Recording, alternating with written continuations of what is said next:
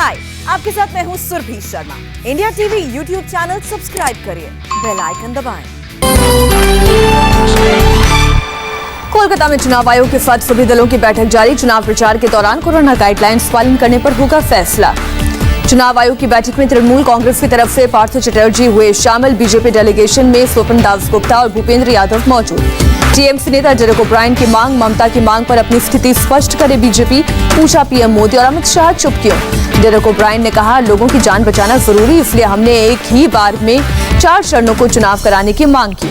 ममता ने चुनाव आयोग से की मांग, बाकी 4 चरणों की वोटिंग एक ही बार में कराए चुनाव आयोग। ममता ने कहा, टीएमसी 8 चरणों में चुनाव के खिलाफ थी, एक ही बार बाकी चरणों का चुनाव कराने से लोगों को कोरोना के और खतरे से मिलेगी राहत। चुनाव आयोग ने खारिज की ममता की मांग, कहा बंगाल में बाकी 4 चरणों में ही मतदान होगा। चुनाव आयोग ने कहा, सभी चरणों के नोटिफिकेशन जारी हो चुके हैं, नामांकन प्रक्रिया पूरी हो चुकी है, अब तारीखों में बदलाव संभव नहीं। ममता की मांग पर बीजेपी का तंज। दिलीप घोष ने कहा, हार की तरह से ममता एक साथ वोटिंग कराने की मांग कर रही हैं। एक बार में चुनाव कराने की ममता की मांग को बीजेपी नेता रामचंद्र राव ने बेतुका बताया। कहा, चुनाव आयोग का होगा ही आखिरी फैसला। बंगाल में चुनावी शोर के बीच कोरोना केस में भारी इजाफा। 24 घंटे में 6,769 बीमार, 22 की गई जान। कोलकाता में एक दिन में आए रिकॉर्ड 1,615 कोरोना के केस। कोलकाता में अभी वोटिंग बाकी है। पश्चिम बंगाल के कृष्णानगर में गृह मंत्री अमित शाह का रोड शो। रोड के दोनों तरफ उमड़ा जन सैलाब। पश्चिम बंगाल के नादिया जिले के तेहटा में अमित शाह की रैली। अवैध घुसपैठ का मुद्दा उठाया। कहा, युवाओं का रोजगार और गरीबों का अनाज हड़प गए घुसपैठिए। अमित शाह ने कहा, बांग्ला नववर्ष में प्रवेश कर चुका है देश। 2 मई को दीदी की विदाई के साथ ही सोनार बांग्ला के नए दौर की शुरुआत होगी। अमित शाह ने कहा, 2 मई के बाद बीजेपी सरकार मतुआ नाम शूद्र समाज को देगी नागरिकता। 70 साल से शरणार्थी का जीवन बिताने को है मजबूर। अमित शाह ने फिर राहुल गांधी को बताया सैलानी। राहुल को बताया बीजेपी के डीएनए का मतलब। रैली से पहले तेहटा के मंदिर पहुंचे अमित शाह, देवी का लिया आशीर्वाद। पूर्वी वर्तमान में बीजेपी अध्यक्ष जेपी नड्डा का रोड शो। पार्टी उम्मीदवार के लिए मांगे वोट। नड्डा का बड़ा आरोप, कहा बंगाल के कोरोना के बारे में केंद्र सरकार को नहीं दी जानकारी, बंगाल के लोगों को मुसीबत में डाला। पूर्वी वर्तमान में नड्डा की रैली। अनुसूचित जाति के लोगों को भिखारी कहने वाले टीएमसी नेता के बयान पर ममता की चुप्पी पर उठाए सवाल। जेपी नड्डा ने ममता पर साधा निशाना। बोले, 10 साल में दीदी को ना मां की चिंता हुई, ना माटी और ना मानुष की रक्षा हुई। सीआईडी ने पश्चिम बंगाल के सीतलकुची में सीआईएसएफ फायरिंग की जांच अपने हाथ में ली। 10 अप्रैल को हुई फायरिंग में 4 लोगों की गई थी जान। टीएमसी नेता डेरेक ओब्रायन ने कहा, सीआईडी जांच से सामने आएगा सीतलकुची हिंसा का सच। अभी तक झूठी बातें फैलाई जा रही हैं। सीतलकुची फायरिंग का वीडियो सामने आने पर बीजेपी ने ममता पर साधा निशाना। फायरिंग की घटना को सुनियोजित बताया। बीजेपी नेता अमित मालवीय ने कहा, ममता के 8 अप्रैल के भाषण के बाद इलाके में तनाव बढ़ा। कोरोना के बढ़ते खतरे के बीच कल होगी बंगाल में 5वें चरण का मतदान। राज्य के 6 जिलों और 45 सीटों पर डाले जाएंगे वोट। बंगाल में 5वें चरण के चुनाव में सुरक्षा के पुख्ता इंतजाम। केंद्रीय सुरक्षा बलों की कुल 1071 कंपनियां तैनात की गई। नंदीग्राम के बाद हाई प्रोफाइल सीट कृष्णानगर उत्तर पर सभी की नजर। कृष्णानगर उत्तर से बीजेपी के दिग्गज नेता मुकुल रॉय और एक्ट्रेस कोशानी मुखर्जी में काटेगी टक्कर।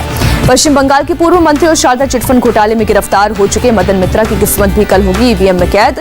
कामारहाटी सीट पर बीजेपी के राजू बनर्जी से काटेगी टक्कर।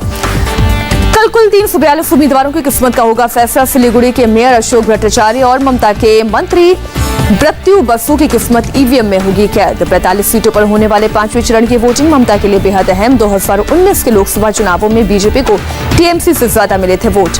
कूच बिहार में हिंसा के कारण 5वें चरण में वोटिंग के 72 घंटे पहले खत्म हुआ चुनाव प्रचार। 14 अप्रैल को प्रचार थमा। 5वें चरण की वोटिंग से पहले चुनाव आयोग का बड़ा फैसला। सीतलकुची जैसी वारदात से बचने के लिए 11 और ऑब्जर्वर तैनात किए गए। अभी बंगाल में चुनाव आयोग के 55 ऑब्जर्वर हैं तैनात। अब कुछ ऑब्जर्वर की संख्या बढ़कर हो जाएगी 66। पश्चिम बंगाल के सीएम ममता बनर्जी आज फिर करेंगे चुनाव प्रचार। 4 जगह जनसभा को करेंगे संबोधित। अभिषेक बनर्जी आज उत्तर 24 परगना में करेंगे चुनावी रैली और रोड शो। बैरकपुर में करेंगे रोड शो। बंगाल बीजेपी अध्यक्ष दिलीप घोष के प्रचार पर 24 घंटे के रोक। उकसाऊ बयान पर चुनाव आयोग ने की कार्रवाई। कूच बिहार में सीआईएसएफ फायरिंग के बाद दिलीप घोष ने दिया था बयान। कहा था, लोग कानून हाथ में लेंगे तो ऐसी घटनाएं होती रहेंगी। 24 घंटे के बाद बयान के बाद दिलीप घोष की ममता पर चुटकी। कहा, आयोग का आदेश मंसूर, सड़कों पर नहीं दूंगा धरना। दिलीप घोष ने कहा, बीजेपी केवल नेता पर निर्भर नहीं, अगर मैं एक दिन छुट्टी पर भी रहूं तो नहीं पड़ेगा कोई फर्क। चुनाव आयोग ने बीजेपी नेता सायंतन बसु को जारी किया नोटिस। बारानगर में भड़काऊ भाषण देने का पाया गया दोषी। बंगाल के बालूरघाट में शुभेंदु अधिकारी का मेगा शो, भारी तादाद में जुटे समर्थक। न्यायालय के कृष्णा नगर दक्षिण में बंगाल बीजेपी अध्यक्ष दिलीप घोष ने किया road show.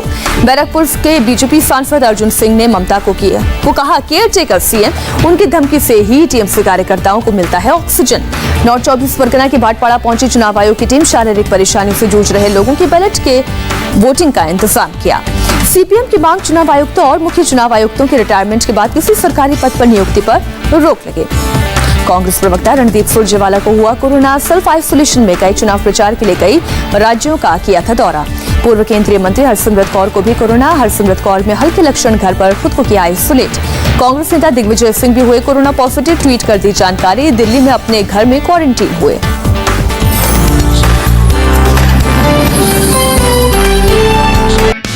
Hi, I am Surabhi Sharma. खबरों से अपडेट रहने के लिए India TV YouTube channel subscribe करिए, साथ में बेल आइकन जरूर दबाएं। जुड़े रहें इंडिया टीवी के साथ।